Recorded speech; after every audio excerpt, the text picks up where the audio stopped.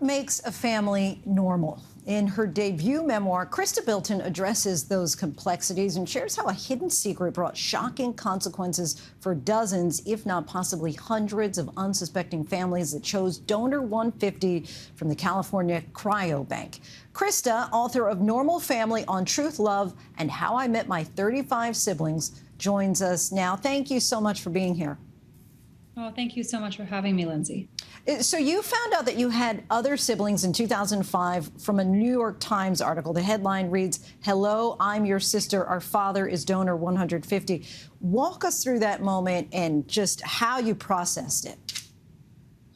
So my mother found out that my father had been a prolific sperm donor from a story in the Times. And then she proceeded to keep that a secret from my sister and I for a good period of time, until she discovered that one of my biological siblings was potentially my brother.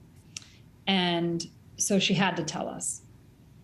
And your mother was a single gay woman in the 80s, wanting to have children of her own. When Jeffrey Wright, your father, came forward to the world as donor 150, it was especially hard for her, who thought that Jeffrey had never donated sperm to anyone else. How did your family then come together after that news broke? So my mother found my father in a hair salon when she was on what she would call a manhunt for a father for her kids. And he walked in and she took him out to lunch and asked him if she could pay him to father her child.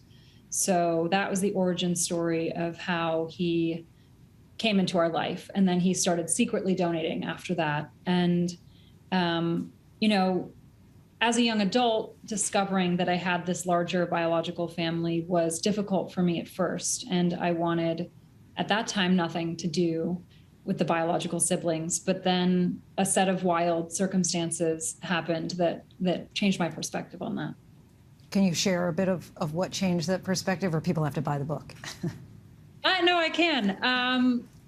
I went to a tiny art school in Italy that no one's ever heard of for classical painting. And one of my biological sisters, a woman named Jennifer, also went to that tiny school. Oh, wow.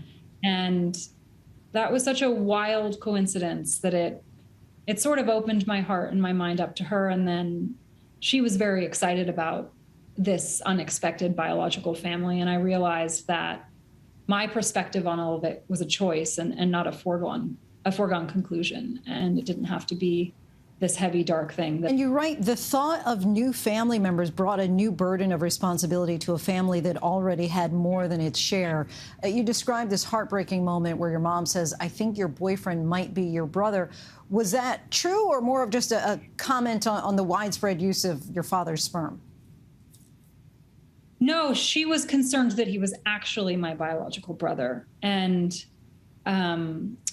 that's, I didn't get too deep. There have been things that have happened in that story since I wrote the book, but just to preserve the anonymity of that family, I don't want to talk too much about it. But yes, the younger siblings of the boy that I was dating are my biological siblings. And the question that hovered over us was whether he was or not. And sperm banks are only required to follow FDA regulations for screening and testing of reproductive tissue donors. Is there something that you think can or should be done in order to prevent situations like this? In Britain, they've made it so that donors can only donate to conceive 10 children. But in the United States, it's still the Wild West, and this industry is completely unregulated. And there's no limit on how many times a donor can donate or how many children can be conceived through one donor. And I do think it's something that needs to be regulated. I wouldn't take back any of the siblings. I'm close with several of them now, and I'm so glad that they all exist. But, once you start accidentally dating your siblings, then I think something has to be done to prevent that in the future. Of course. And throughout the book, you reconcile with your past, including mental illness, addiction, poverty, to intergenerational trauma. What do you learn about yourself from revisiting these difficult parts of your life? Yeah, that's such a great question. I mean, I think in a big way, this book is a coming of age story about coming to terms with where we come from and unpacking the stories of our parents' childhoods and their own secret traumas or mental or biological or spiritual struggles, and then looking at the threads of how those impact our lives and what we might be unconsciously carrying around. There's so many great quotes out there about how, like, no one gets through childhood unscathed, that kind of a thing. When you talk about family, what do you hope that others will take away about their own at this point? I do hope that in an era where there are more kids being born through sperm donation and there are different types of families that are being created, that, you know, people are open to the beauty of some of these connections. We all have families and kind of understand the idea of the point of origin family and the family that we then kind of choose for ourselves. Chrysta, we thank you so much for talking with us. And to our viewers, you can buy Normal Family on Truth, Love, and How I Met My 35 Siblings wherever books are sold.